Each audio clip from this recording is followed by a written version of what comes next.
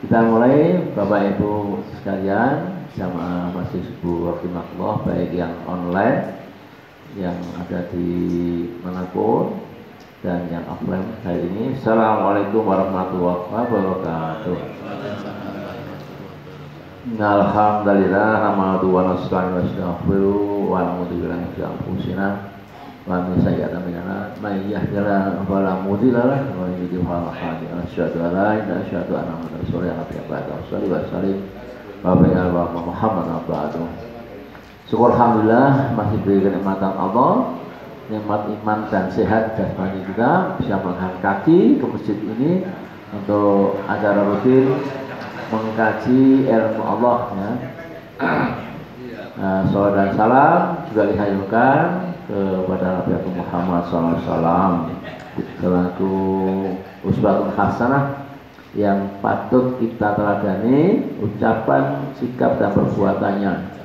Jadi kita akan mulai syafaatnya ketika nanti yaumul akhir. Allahumma amin. Jamaah masih sebuah rahimahullah, pagi ini tidak lama-lama. Saya tentunya nanti jam 7 harus sudah meninggalkan ruang ini untuk uji biasa tugas rutin uji di kampus. Adapun judulnya hari ini adalah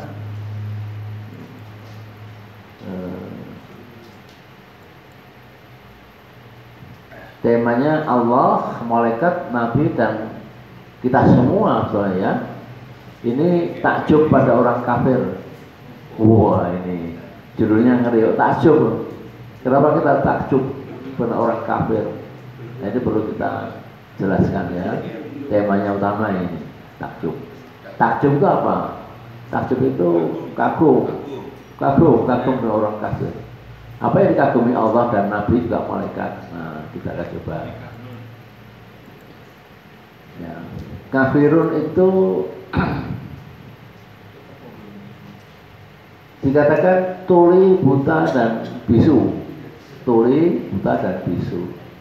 Tiga pasal indera utama ini dianggap tidak berfungsi bagi orang kafir. Kenapa? Ya, sumum bumum mau belajar tiur. Ya, tuli dia. Ada Quran nggak dipahami, ada sunnah Nabi nggak dipahami. Jadi segala sesuatu yang datang penuh kebaikan untuk keselamatan dunia dan akhirat nggak pernah dipahami. Ya, jadi kalau ada orang dakwah telinga tutupi, ya. Ada orang ngasih telinga tutupi, ada undangan dihindari. Jadi orang kafir itu kan jamak, ya, plural jamak. Jadi betulnya simbolnya kafir itu adalah kufur, ya, kufur atas apa? Atas kebenaran, atas nikmat Allah, kufur dia. Dia nggak mau menerima kebenaran, nggak mau menerima kebaikan, dan itu yang dikatakan tuli, ya, bisu dan buta, ya. Ini sumu bumu belajar kilun dan al-baqarah dikatakan itu, ya, itu yang pertama. Ya. Kafirun juga banyak menghalalkan yang haram, ya. Yang kedua, banyak menghalalkan yang haram, kemudian yang haram dihalalkan, gitu ya. Gitu ya. Kita lihat saja ya. Di sekitar kita ini sedikit. Ada orang jual daging kodok, daging apa? Suike, ular, kadal, apa nih? Biawak, katanya itu obat. Itu di perempatan, di pertigaan itu Beringapus sana tuh ada pojokan tuh, ya. Kalau ditanya untuk obat gatal-gatal kan mas, yang kedua untuk obat kuat katanya itu. Kuat apa? Ya. Kira-kira kuat apa nih? Kuat macul apa? Kuat dakwah. Kuat dakwah. Ya. Ada suratnya. Ya yurinamu anu kulu min thayyiban ma riyaqtum. Jadi artinya hai orang yuk, kenapa kamu kok apa ya tidak memakai yang toyib, yang halal ya Pak Taib ya Pak Taib ya sebenarnya. Ya, maka yang toyib yang halal aja enak, tapi pilih yang haram. Yang haram untuk mereka halal. Ya, jadi maka kalau lihat ayat ini, ya, lihat ayat ini, sebenarnya Nabi juga mengatakan bahwa adunya sidnul muslim wa zanatin kufar, ya, kufar. Dunia kuwi penjara bagi orang muslim, tapi surga bagi orang kafir. Kenapa? Karena mereka bebas makan apa saja, boleh kok, ya, bebas. Independen mereka mau makan yang haram-haram, yang bikin teler itu boleh ya. Tapi kita nggak boleh, ya, nggak boleh. Itu ya, itu kata Nabi ya. Misalnya, jangan lama-lama ya. Haram karena apa? Haram karena sebagaimana dikatakan bahwa mengharamkan atas kalian apa yang berbahaya bagi kalian. Sebenarnya Allah tuh sayang. Kalau itu dimakan, itu akan membahayakan tubuh kita dan anak keturunan kita juga akan rusak. Jadi orang yang makan hal-hal yang diharamkan Allah itu akan membawa bibit penyakit yang bisa membahayakan keturunan kita.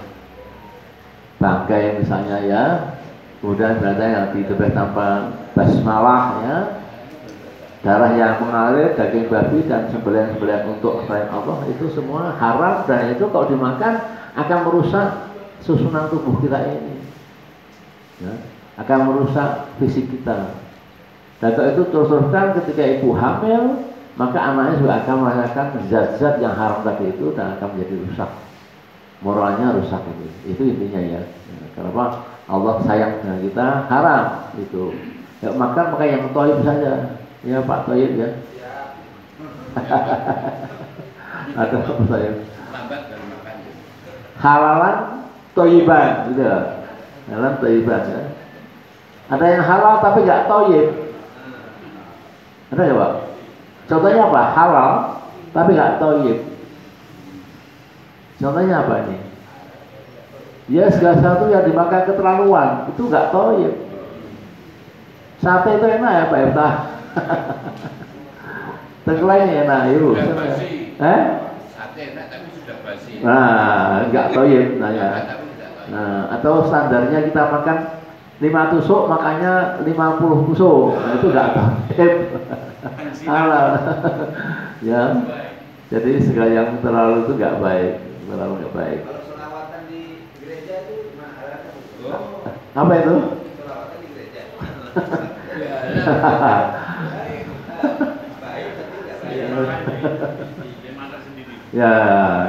Ya betul. Barangkali ada maksud-maksud tertentu itu ya. Sholawatan di gereja itu, mungkin dia dakwah bisa juga. Tapi lihat konteksnya gitu ya, konteksnya. Ya. Allah malaikat tadi Nabi takjub pada orang kafir, kenapa? Coba kita jawabnya, judulnya itu gitu, temanya ya. Ini ayatnya jelas buka yang tadi nastau dolar labil huda. Ya, ini ayatnya jelas kenapa Allah itu takjub sama orang-orang kafir ini. Karena apa? Orang-orang menukar petunjuk dengan kesesatan serta ampunan Allah dengan siksanya. Maksudnya apa? Allah itu dengan Quran dan hadis-hadis Nabi itu memberikan petunjuk bimbingannya agar dia tidak sesat, tidak kena siksa azabnya. Tapi mereka memutarbalikkan. Nah, maka tadi depan dikatakan dia tuli, buta dan bisu. Ya. Betapa beraninya mereka menjerumuskan diri mereka sendiri ya, dan kelompoknya ya, ke dalam neraka dengan melakukan perbuatan penghuni neraka. Allah takjub ya terhadap keberanian mereka untuk melakukan hal itu.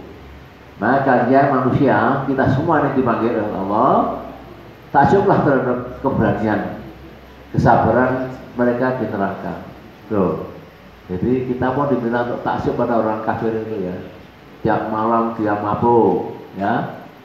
tiap malam dia makan daging-daging yang haram, minum-minum yang haram, ya, mau lah gitu ya, pasti udah gitu udah mau gitu, ya,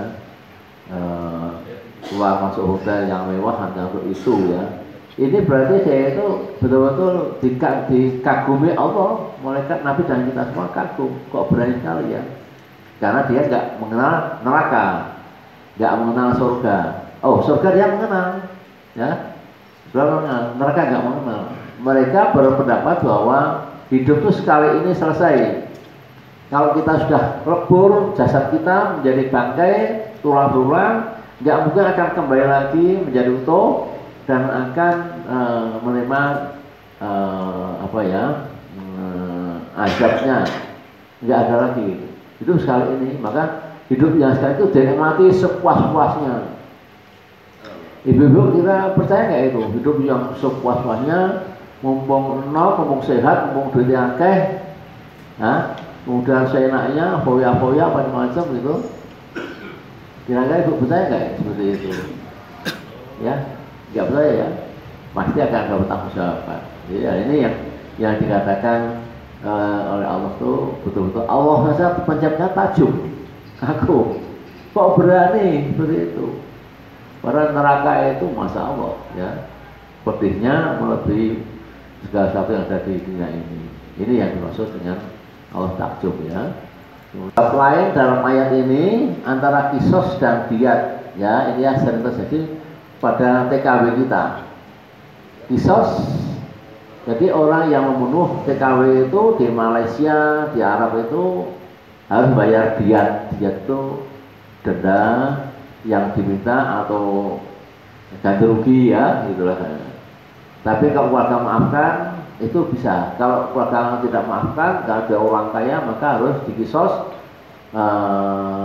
dibunuh juga, gitu kan. Ini yang terjadi dalam Quran seperti itu. Dan itu terjadi di Arab sana, ya, sekarang masih terjadi hukum seperti itu. Jadi ini bicara di ayat-ayat berikutnya, di antara 175, 76 seperti itu.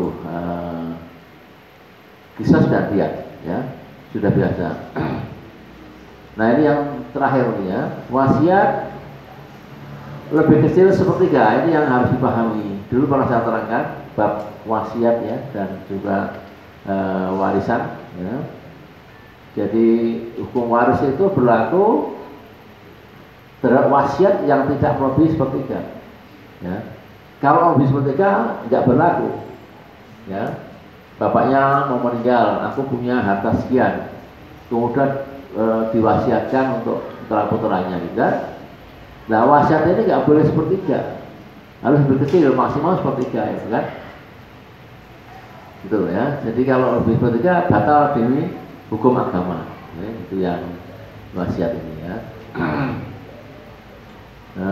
Kemudian, ya, sudah terakhir ini KUHP akhirat dari ini pasal 51 ayat 56. Nah, ini, ya, Pak Nur. Pasal 51 ayat 56-nya apa bunyinya kira-kira? Ya. Ini untuk kita lah, untuk kita semua dan untuk jin, ya. Bahwa khalaqul jinna wal insan illa liya'budun. Jadi Allah ciptakan manusia dan jin itu untuk ibadah, gitu. Apa kita sudah ibadah? Hari ini kita sudah beribadah, ngaji, silaturahim, dan macam-macam. Tapi setelah ini kita mau apa? Mau jalan-jalan, ya, mau kemana? Ke mall, macam-macam. Semua diniatkan ibadah. Oh, ke mall ngantar anak cucu, ibadah, ya. Tapi di tengah-tengah mall nanti lihat orang berpakaiannya serba minim, itu ibadah apa enggak? Alhamdulillah. Ya, ini yang perlu kita sampaikan bahwa Az-Zuriyat ayat 56 ini penting sebagai satu pasal KUHP akhirat, ya, untuk nambah semangat motivasi kita. Barangkali itu singkat pendeknya, monggo untuk saya dielaborasi yang online dan offline. Untuk apa yang belum jelas kita sampaikan di sini. Ini nggak ada Sri Kandinya, nggak datang ini Bu Mutia biasanya, ya. Baik, karena itu wallahu muwaffiq Assalamualaikum warahmatullahi wabarakatuh. Assalamualaikum. Monggo ibu-ibu.